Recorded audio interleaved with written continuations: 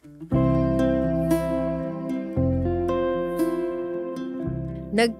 ako kaya na-scam ako.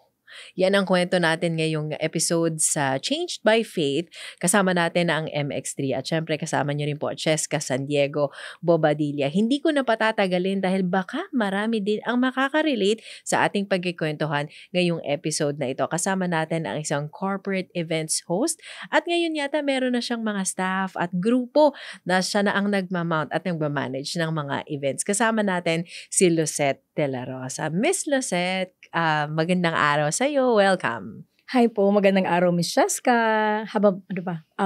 Isang pinagpalang araw sa iyo at sa lahat ng mga nakikinig po. Oo, naku, very controversial yung ating title para sa iyo. Nagtiwala ka, kaso na-scam ka, nabudol ka. Pero bago natin pag-usapan yan, dun muna tayo sa ano bang background ni Miss Lucette? Ikaw ay nasa events industry. That's correct, Miss Cheska. Since 2006 po, nang naitatag yung LDR Event Solution. So, pero before that, I was an IT director for 16 years. Okay. Sa bayan ng Taytay. Oh. Yung LDR, hindi long distance relationship yun Lucette De La Rosa. Oh, that's my name. Pero, Miss Cheska, ang ibig sabihin din niya ay long distance relationship, which means we build long distance relationship with our clients. Ayan. Lasting relationship, diba? Okay. So, bago ka napunta dyan sa iyong industry na ngayon full-blown, ginagawa mo na siya full-time. Saan ka nag-umpisa sa pag-host?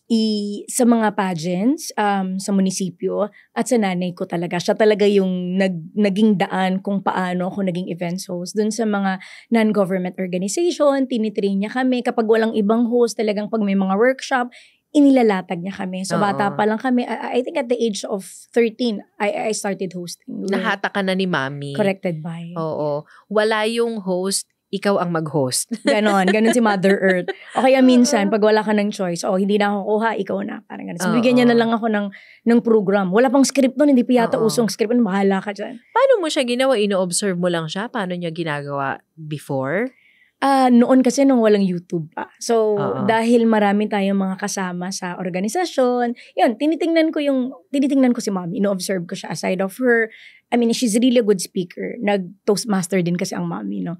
And then, yun, sinasabihan niya ako, dapat walang ganito. So, nag-a-advise siya. So, it's really my mom who helped. So, kauna-unahan mong mentor. Agree. And nag-train sa'yo sa hosting. Okay. Pero, sabi mo nga, into hosting ka ngayon, full-time. Pero, ikaw ay nag-corporate din. Yes. Sa government po. Sa bayan ng Taytay. Yun. As an IT director. IT director. Okay. For how many years? That's for 16 years po.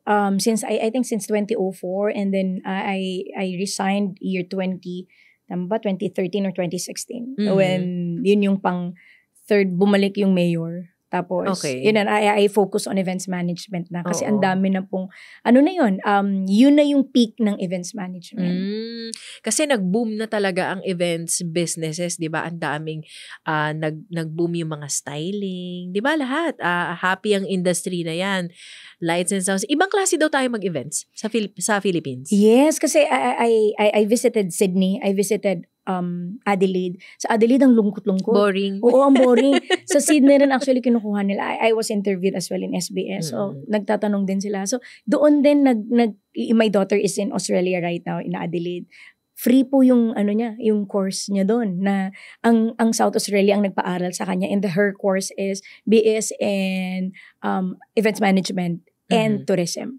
Okay. So, which mean they are getting yung mga katulad na skilled na or nagde-develop sila para magkaroon at mabuhay ang kanilang industriya. Oo. Kasi pag nakita mo nga daw, although hindi naman daw sa Australia lang or ibang mga countries din, na hindi daw kasing vibrant ng katulad ng ginagawa natin. Even yung mga conferences natin, parang may mga intermission number tayo, di ba? Correct. Makulay na makulay ang ating events. Opo. Sa Boston pala naalala ko, nung sa Boston nag-events management, ako lang mag-isa. Tapos, yung sa venue nila, garden lang. Wala silang iba sa atin, bonggang-bongga yung centerpieces, ang tataas. Sa kanila wala, as in table, flat na wood table. Tapos even yung DJ naman nila, okay naman yung host. Pero yung ayos talaga ng... Very basic. Oo, wala. Tapos ikaw lang talaga mag-isa. Yung photographer, isa lang. Sa atin, may same day edit video doon, wala. Sa atin nga lang daw may same day edit video. Parang nagulat sila na, paano niyo nagawa yun na may same day edit video? So, happy ka sa iyong kinalalagyan ngayon na industriya? Agree po. Kasi iba't ibang story. Parang kinikilig ka. At ako doon ko rin siguro, yun nga ang sabi nila, yung buhay, ang pagiging magulang ko daw ay successful. Dahil, yun nga yung mga anak ko, scholar. Nakarating po ako ng Harvard dahil sa anak ko. Wow! At kahit doon sa mga pinagdaanan ko ay, kumbaga, andito pa rin. Kasi yung mga anak ko po ang nagdala sa akin to Christianity, no?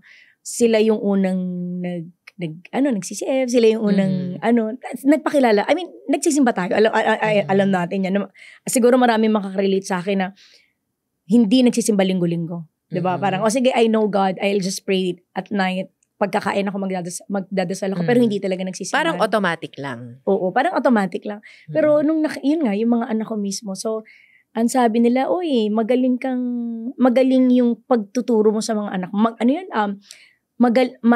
Maayos kang magpalaki ng anak. Yeah. It is because, I think, ang isa sa mga nakatulong nun, kapag namimit ko po yung mga magulang ng mga ikinakasal, tinatanong ko po. Kasi minsan, natutuwa ako. Alam niyo po ba, meron pa pala sa history na virgin ka pa ng ikinakasal? Meron pa pala sa panahon ngayon, di ba? Oo, yun. So parang tinatanong ko minsan, nag-i-interview ko, ang galing, paano niyo po nagawa? Hindi ko inaalaw yung anak ko na matulog sa ibang bahay, etc. So, yun, nakatulong din. Pinulot-pulot mo yun, lahat ng mga stories na yan. Okay, so sa events, hindi lang yung skill set ang nakukuha mo. May mga values ka pa palang nakukuha na magagamit sa buhay. Okay. Ilan ang kids mo ngayon, Miss Lucette? I have 4 kids. Isang college, graduating na next year. Pareho sila sabay gagraduate po. And then 12 and then 10. So, yun. Nasundan pa kasi nalungkot ako nung dalawa. Sabi ko, teka, parang kailangan grown-ups na, no? Okay. So, sila ngayon ay nagiging inspirasyon mo at tuloy-tuloy ka sa pagtatrabaho. Of course, para itaguyod kahit malalaki na sila. Agree po. Okay. So, kwentuhan mo naman kami, paano ka naman na-scam? Sa hosting ba yan? Yes, sa events, yun nga, di ba? Yung minahal mong trabaho, yun yung nagdala sa'yo. Ganun daw Ang sabi ko nga noon, nung na-scam ako, kasi talagang nagdadrive ako ng walang panloob, iyak ako ng iyak, hindi ako kumakain sa loob ng ilang buwan. Kasi hindi ko pinaalam sa magulang ko, hindi ko pinaalam sa kapatid ko, nag-Christmas kami. Alam mo yun, masaya sila, tapos ako iiyak na lang tutulong, magsasara na ako ng kwarto sa bahay ng mami ko. So parang hindi ko alam kasi syempre panganay ako. So parang ayoko parang tingin nila na ate, dapat ikaw yung panganay, no? So parang ang noon, dahil sa events, kinuha niya akong events host, una ng anak niya, events host and events manager nung debut ng anak niya. And then, nung ikakasal siya, kinuha niya rin ako. Tapos, nung binyag ng anak niya at nung baby shower niya. So, marami na kayong napagsamahan, okay? Yun, nagpupunta ako sa bahay niya. Alam ko, ang dami-dami niyang sakyan. Malaki yung bahay niya. So, yun. Sobrang talaga. Kasi hindi lang siya 1 milyon eh. So, parang nawala yung laman ng bangko ko. Nabenta ko yung sasakyan ko, yung isang sasakyan. Munti ko pang ibenta yung bagong gawa kong bahay. Dahil hindi ko alam, parang totoo yata yung budol. Kasi, sabi ko nga, meron akong kaibigan na mataas ang posisyon, official. Ilang beses niya akong niyaya, magkapat. I don't know if you're familiar with kapa, at iba pang pyramid, pero hindi ko talaga pinasok. Hindi ka kumagat sa kanya? Wala. As in, na yun, boss ko na yun sa At mas ka-close mo ba yun? Yes. Yung pero boss ko. Hindi. Never. So parang ito talaga, parang there's something na parang kahit tumawag siya ng madaling araw, magdi-deliver ako ng pera, nagbabakasyon ako nun sa Balisin, nagpadala ako ng 1M, yung mga ganun ba? Talaga, parang iba. Parang may bulong po talaga. Kasi hindi naman ako yun. Oo. Parang ganun. Parang nagkakaroon ka ng involuntary or na-force ka na gawin yun. Opo. Okay. So, ito ay kasama mo sa industriya ng events? Hindi po kliyente. Okay. Kliyente talaga siya na pag nakita mo kasi yung buhay niya, yung lifestyle niya. Okay naman. Legit naman. Oo, as in malaman mo lang yung nung baby shower niya, malaman mo lang yung gender ng anak niya, bibigyan ka niyang 10,000, bibigyan ka niyang iPhone. Okay. Ganon. So parang, wow, paano ba? Doon nagsimula naging interesado ko na, paano ganyan? Oo. Yun. Parang bumilib ka sa buhay niya, yes po. sa lifestyle niya, at nung nag-offer siya, ano ba yung in-offer niya? Ano yan? 10%, 20% per month. So, parang investment scam. Yes po. Itong kinabagsakan mo. Okay. Yun sabi ko nga nun sa sarili ko. Sabi ko, Lord, as in mabuting tao po ako. I can stand in front of many at alam ng Diyos yan na sabi ko, Lord, mabuti naman akong tao. Bakit ako? Bakit ako pa? So, yun pala. Siguro dahil mabuti naman akong tao, parang kailangan kanyang bigyan pa ng kung saan yung weakness mo. Kasi dati po, tayo naman, di ba? Dahil siguro may 4 akong anak at may pangangailangan, gusto pa natin ng more. Mukhang pera po ako noon.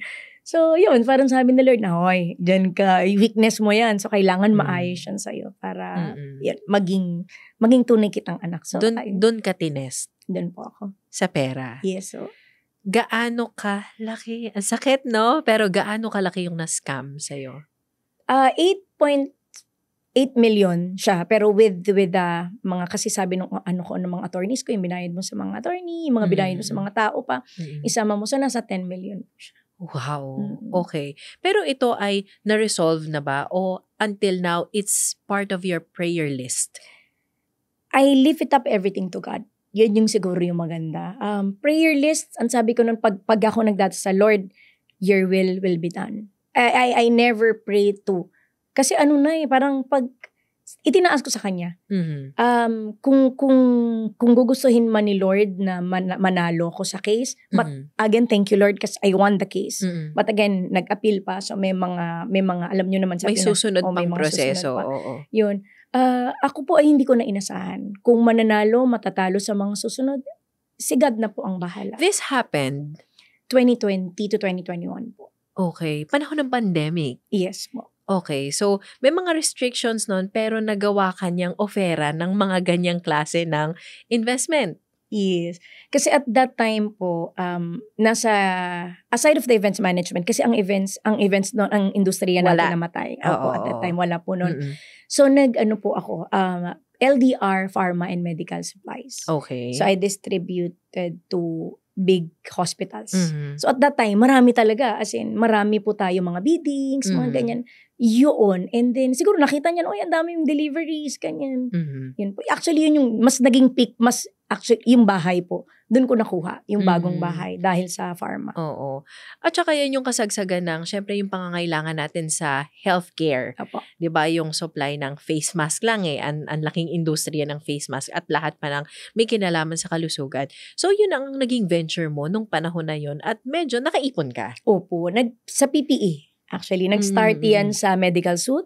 Tapos yung doktor nag-message sa akin. Kasi wala na walang industry, sabi ko, wala, kailangan, kumbaga, walang, siguro, yun yung blessing ni God sa akin, yung skills niya na parang, malakas ang loob. Parang, kailangan makapag-shift agad ako kasi walang events ngayon eh. Opo, yun. So, nag-scrap, tapos yung doktor, kaya mo bang mag-deliver ng PPE? We need 2,000 PPEs kasi at that time, sobrang mahal ng PPE. Kaya mo bang magpatahi sa mga mananahi? Sa bayan ng Taytay po kasi mga mananahi. Correct. And then at that time, walang tela. Hanap kami ng mabibilan. So, yun po, yung naging peak talaga. Ginawa mo yun lahat nung height ng pandemic. Opo. Kami nun? Free ride everywhere. Oo. Kasi kahit saan kapag nasa pharma ka, kapag nasa medical ka, kahit saan pwede kang lumabas po. So, masasabi mo talaga na literal hard-earned money. Yes po. Itong natangay sa'yo. Yes po. Okay. Ano yung mga na-experience? May stages daw kasi yan eh. Duman ka ba sa stage of shock, stage of denial, at sunod-sunod na yun? Denial. Shock, una parang, hindi, sige lang. Kasi ang gagawin po nila ay papaanuhin ka muna. Sige, meron kang matatanggap. So, dodoblehin niya yung matatanggap. Tapos, tatawag na yan na, meron kailangan 20%, una 10%. Sabi niya, 20%, in 2 weeks lang, ibabalik ko agad sa'yo. Okay. So, hanggang na araw-araw, 20%. Sabi ko, araw-araw, 20%. So, gagawa ka na parang sa Bacolod ka, ganun. hanggang sa lumaki, hindi mo na namalayan, inabot na pala ng ilang milyon. Yung nai-invest mo sa kanya. Yes po. Sa una, bumabalik? Kumikita ka Yes naman? Yes po. Nakadalawang collection po ako sa kanya. Mm-hmm. Yan. As in, malaki. Ano naman, 10%. Tapos may 20% din. Kailan mo naramdaman na parang may iba na? Kasi inaaraw-araw ka niya. Nung naniningil ka na po ng after a month. Kasi nung 15 days, may collection. 15 days may collection. After a month, may collection. Nung sa mga susunod ko na collection, wala na. Ano yan? Hindi mo na siya mahanap? Hinahanap ko. Constant yung message siya, pasensya ka na ganito, dadagdagan na lang, papadalan kita ng ganito, dadagdagan na lang ng interest ka nun. So parang ako, di sige. Pero ako parang... Kinabahan ka na? Yung husband ko po kinabahan na. Pero ako parang bulag. Parang ano talaga. So parang sabi ko, hindi, additional. Parang ano nga nagmukha akong pera na dun sa bula. Pero inasahan mo na lang yung susunod. Opo. Na payout, parang ganon. So hanggang sa hindi na siya nagpakita. Ganon. Ano na po yan? Siguro, mabilis lang. Kasi, ang nun, October, November nakakuha pa ako. December nag-start na. Okay. January nag-start na. Hanggang sa nawala na siya ng March. Ganon na. So, mabilis lang po talaga. Nung February, March, doon na yung naghahanapan kami. Nagpapapunta na ako sa kanila ng mga PNP, ng barangay. Pinapatawag ko na siya sa barangay. Nagrereklamo na po ako. Yun na yung mga legal. Doon ako nag-start po. Oo. Pero, yun, bandang siguro mga mid, na siya. Doon pa lang nalaman, parang July po, nalaman ng parents ko. Kasi at that time, sabi ko, hindi, kaya ko pa to. Kaya ko pang gawa ng parang. Kasi, di ba, before naman, nasa munisipyo tayo for how many long years. So, kumbaga lahat ng mga possible na tao at mga proseso na alam mo, dahil kabisado mo, taga doon ka, na posibleng makatulong sa'yo, na-exhaust mo na lahat? Yes. Parang lahat na. As in lahat. Nakausap mo na yung, nakapag-usap ka ng sa para tulungan ka. Oo. Yan, wala pa din? Wala po. Hanggang sa madidisappoint ka na kasi may mga time na, nakausap ni ganito, nakausap niya. Okay. So parang, ako po talaga, I never, yun na yung, simula siguro nang naging Christian ako. Parang, hindi na ako umasa pa sa tao. Okay. May mga offers kasi na hindi na, sabi ko hindi. I leave that everything to God. Kailan mo nasabi yan, Ma'am Lucette, na syempre, ginagawa mo pa rin, kakausapin mo, baka matulungan ako ni ganito, baka lalapit ako sa ganito, baka yung department na to, matulungan nila ako. Kailan mo nasabi na sa sarili mo na, Lord, hands off na, ayoko na, ikaw na bahala dito? Last year lang. Okay. Oo, kasi talaga. It's a process talaga, yes. No? May mga time, ngayon nakakapag-usap, pero before po, hindi mo ko makakausap. As in, babanggitin mo palang iiyak na ako. Masakit kasi feeling mo, ay parang naiiyak ako, Diyos. I mean, masakit kasi, hindi yung naloko ka lang ng naging kliyente mo. It's because of, parang yung pride mo as bilang tao na parang hindi naloko naman. Naloko ako na parang ganon. Yun. So, wala. Ganon talaga. And yung pinaghirapan mo, masakit kasi pinaghirapan mo. As in, hindi ka matutulog. Punta ako ng Tanay, punta ako ng Antipolo to pick up yung mga damit, mga PPE. So, tawag puyat ganito, deliver ka na madaling araw. Kahit may COVID, naka-mask ka, naka-full gear ka just to go to the hospital and deliver the items. So parang yung safety ng... May risk, di ba? Oo, may risk, pero... Na magka-COVID ka rin ng mga panahon na yun. Okay. So, ano yung nakikita mong reason bakit inalaw ni God yun? At nang ganito katagal, sabi mo nga hanggang ngayon, parang wala pang closure. Sabi ko nga, mabuti akong tao. So parang, mabuti akong ina, responsable akong ina, mapagmahal na anak, at sa kapatid, no? Siguro lang, God is shaping me to become more, paano ba? Alam kong merong ibibigay ang Panginoon na mas malaki. At kung ano man yun, tatanggapin natin. At alam ko naman, hindi yan siya magbibigay ng, alam ko mas naging matatag ako. Kasi, sa totoo lang, before, puro social events po yung hawak ko. Ngayon, corporate events. So, he handled 3,500 events. I talked with, so, malalakihang events yes, na po. ito. Yes po. Okay. Yeah. So, tingin mo ba, unti-unti, binabawi ni God sa'yo yung mga nawala? Yes. Sa palagay ko, nabawi ko na. Ganon. Sa palagay ko, nabawi ko na po siya. Simula nung tinanggap ko yung challenge niya. At tinanggap kong na kahit pa sinong mga tao, kahit anong posisyon. Kasi before, dahil nga, kilala ko to, baka makatulong. Tapos biglang nararamdaman ko nung nakaupo ako nung naglilitis, parang sabi ko, parang yung wala. Parang yung expectation mo, hindi yun. Oo, bagsak as in, yung result. Kasi malalaman mo yun makikita mo yung mga reaksyon ng mga tao, reaksyon, yung mga nag-handle sa'yo. Parang talaga, hindi ugma sa'yo yung resulta. Kasi naglalabas po sila ng result So, nung binasa yun ng kaibigan kong attorney, sabi niya, Ma'am, ayokong sabihin sa'yo na parang matatalo ka sa laban mo. So, siguro nung, hinayaan niya pa akong bumagsak Hinayaan niya pa akong maramdaman ko yun na parang, dahil umaasa ka sa mga tao. Pero I never, hindi po ako nagbigay. Hindi ko po sinubukang magbigay. Hindi dahil sa ayaw ko, pero dahil may kakulangan din. Alam naman po natin yan. At that time, parang magbibigay ba ako ng may mga ganun ba? May mga ganun So parang, sa totoo lang po, itong laban ko, wala po akong ginastos. Libre ang abogado ko. Yung fiscal ko, libre. Yung mga friends ko, na mga attorneys, libre.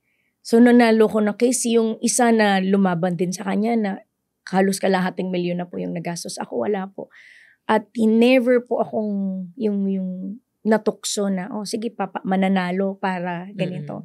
Bigyan mo na para mas mabilis, mas mapabilis yung proseso. Yung mga ganun po. Yun.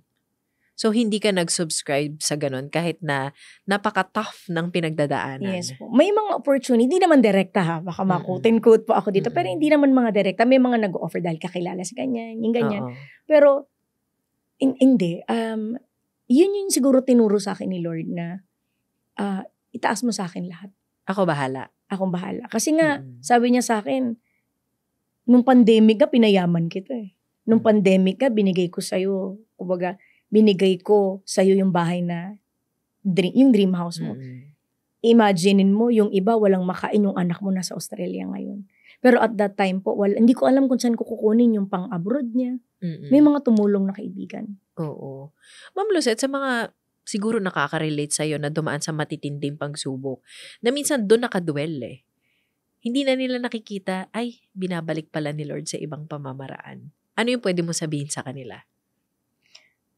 Yan? Kailangan mo, kasi minsan tayo kung ano yung masakit, doon lang tayo nakatuon ng pansin. Be thankful for everything. Yung nagigising ka sa umaga, buo ang pamilya mo, hindi nagkakasakit. Kami nung pandemic, wala sa pamilya ko ang nagka-COVID.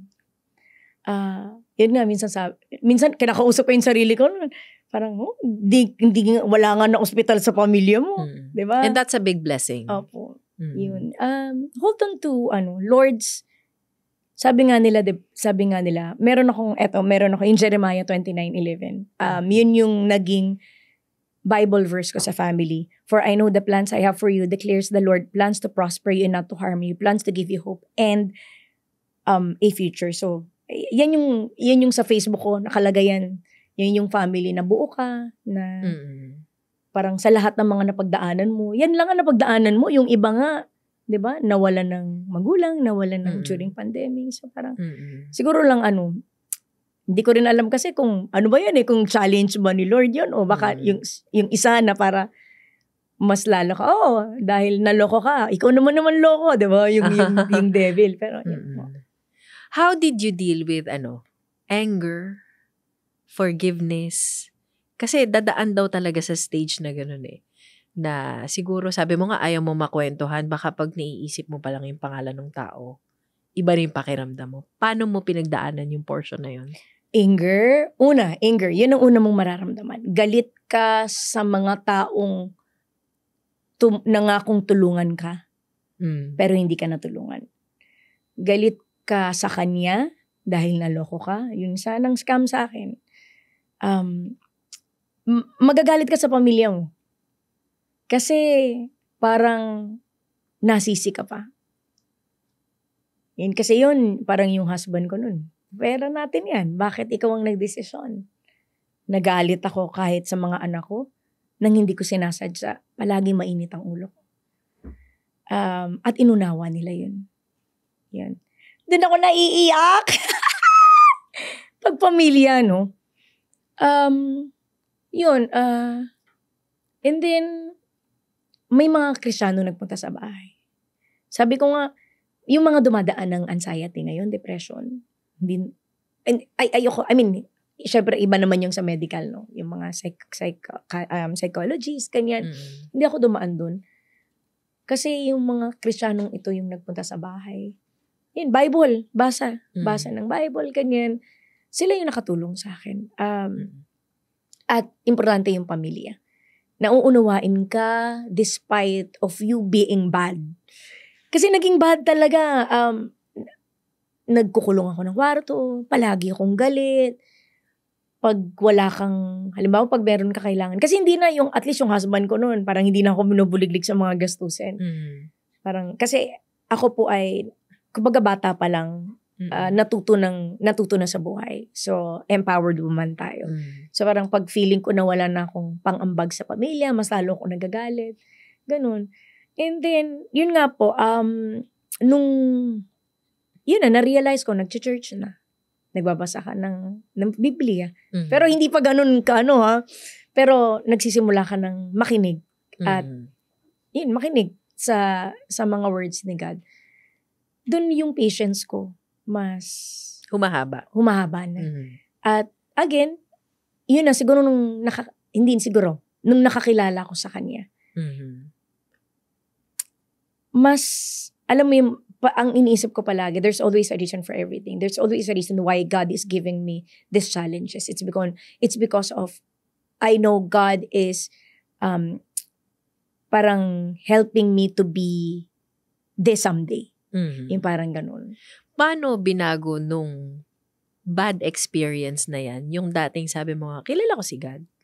Alam ko nag-church ako nagsisimba ako versus pinagdaanan mo na yung hirap na sitwasyon na yun, gaano mo kakilala ang Panginoon ngayon? Si Lord, alam mo yung noon, sobrang dami mong events. Kahit birthday mo, birthday ng anak ko, Rarakit ka. Rarakit ako, wala akong pakialam. Ngayon, when I lift it up everything to Him, ikaw na yung masasabi, Lord, tama na po. Ganun. Ang sarap naman. Would you believe this October, meron akong isang sunod-sunod since October 28 to November 15. Walang pahinga. Parang, I have 3 national events and 1 international event.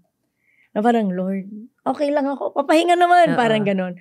Yung bang, bibigyan ka ni Lord ng isang trabaho sa isang buwan, pero pwede kang maglakwatsa ng, bibigyan ka niya ng trabaho ng 2 araw sa isang buwan, pero pwede ka maglakwatsa for 28 days. Mas nagiging peaceful ang buhay mo. I serve every Sunday. I go to church every Sunday. Before po, ano pa yan nung pag magsisilbi ka pa, may challenge pa yan. Sabi ko nga, teka lang, national event organizer ako, international event organizer ako. Tapos nung nag-serve ako, nag-floor director ako. Kinukuha ko yung microphone, inaayos ko yung microphone, ino-on and off ko yung microphone. Pag may bababa ng mga singers, dinadampot ko, inaayos ko yung, mga ganun ba? Tapos merong isa na nagsabi sa akin na, dapat ganito, ganyan. So parang, teka, tinuturuan ka. Tapos minsan nasimangutan ka, yung mga ganun, nakasama mo mismo sa, sabi ko, okay. Pero, yun na yun dahil nga, nasa sa kanya ka na. Hindi, alam ko challenge to ni Lord. Oo. Kasi, first time yun. So parang, sige, bibigay ka kasi.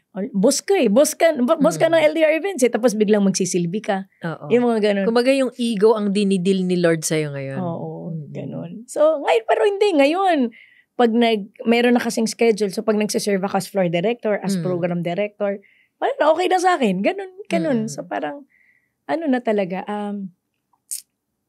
pag dun kasi, buong yan dalawang service. So, nakakapakinig ka. Sa kanya na before, noon, hindi ka na nga makapagsimba sa loob ng isang buwan. Yun ngayon, nga. yan. Kailan mo pinagpalit na itong Saturday, Sunday, kasi yan yung events So weekends, nandun yung events. Kailan ka nag-decide na, Lord, i-dedicate ko to sa'yo?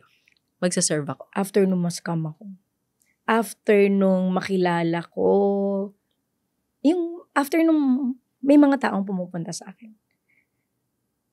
Sa totoo lang, siguro kung iisipin ko na, hindi, hanggat walang. Yung ibang tao kasi kailangan mo nang iparamdam ng Panginoon yung kanyang miracle Okay. Pero in fairness naman with me, siguro mas maaga niya akong ginising kasi dun ko na-realize na yung mga anak ko, I am so blessed. Yung iba hindi ko makain 3 beses isang araw. 'Di ba? Doon niya ako ginising na yun talagang merong nagsabi pag nakikinig ka kasi yun sa mga nagpi-preach, yun sa mga pastors, no. Oo nga naman. Parang I am so blessed pero galit ako sa mundo. Parang ganun. So, yun yung naging way. Siguro kaya ako kailangan magising ng masakit. Kailangan mong pagdaanan yan. Yun pala yun. Nagalit ka rin ba sa sarili mo?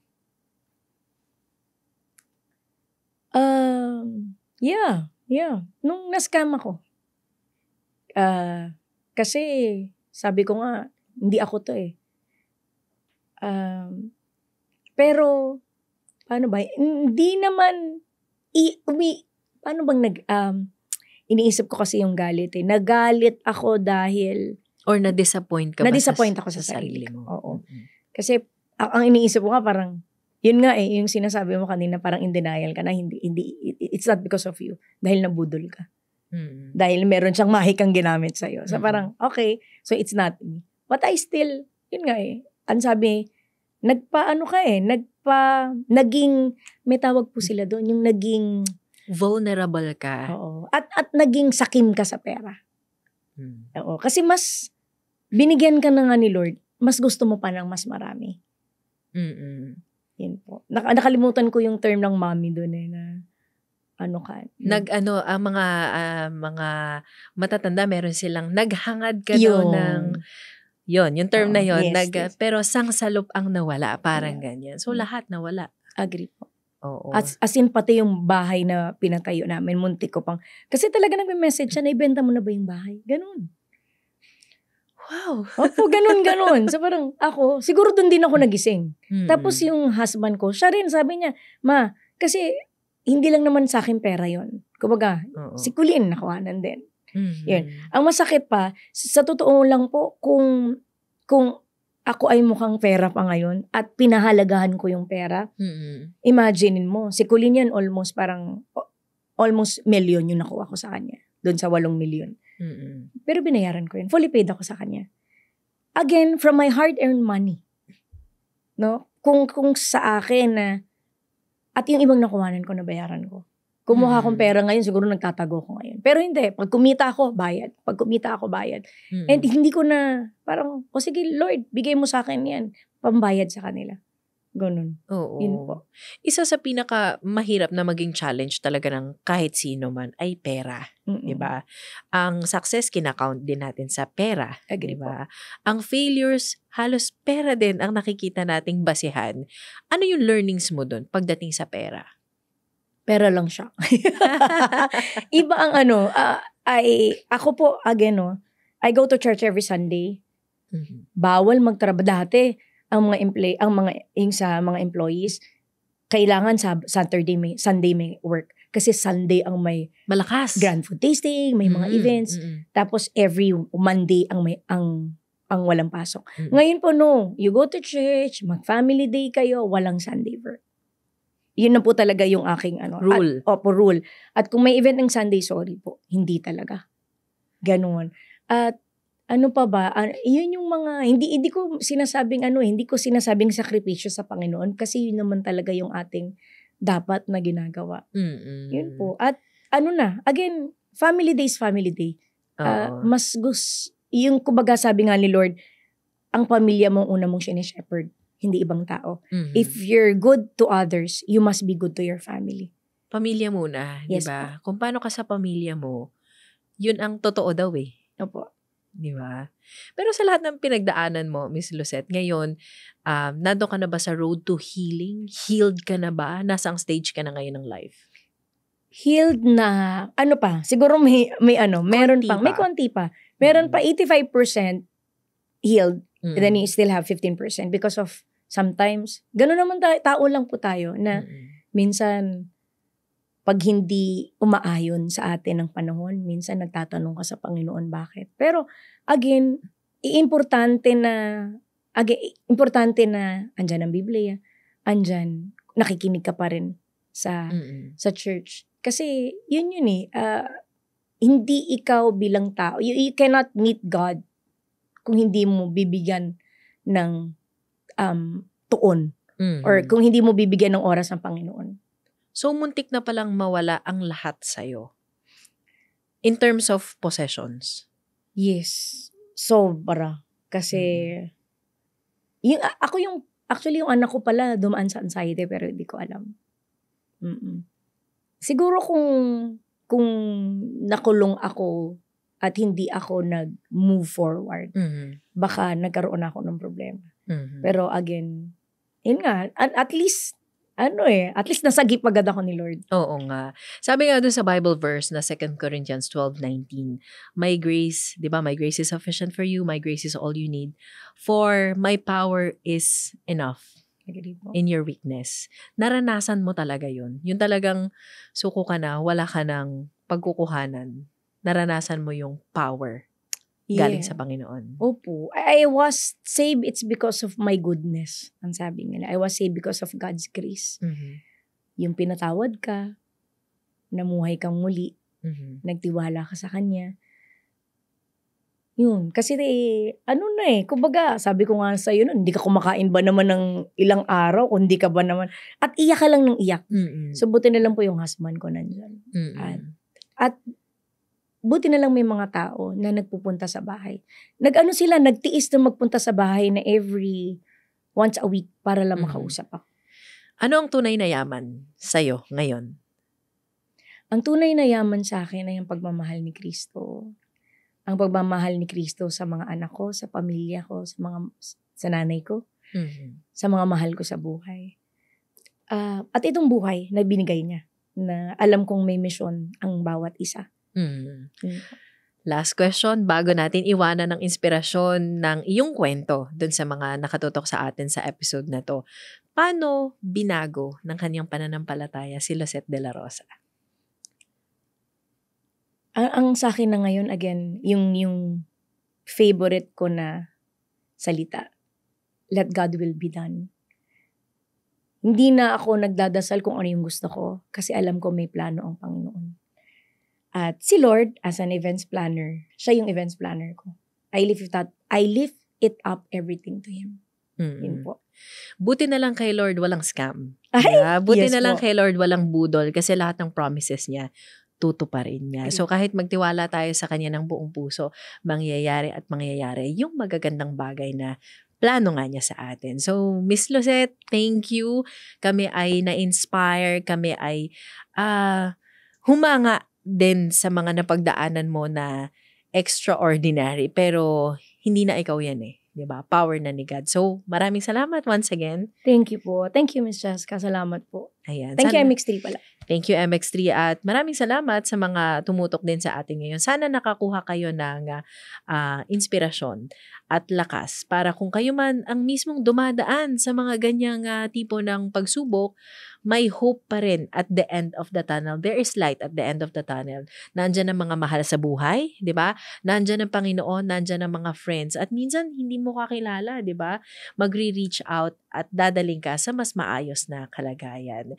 Yan na po ang kabuuan ng ating kwentuhan at bahagi na ng life stories dito po sa Changed by Faith. Nakasama po natin si Miss Lucette de la Rosa. Kapartner natin ang MX3 Natural Supplements.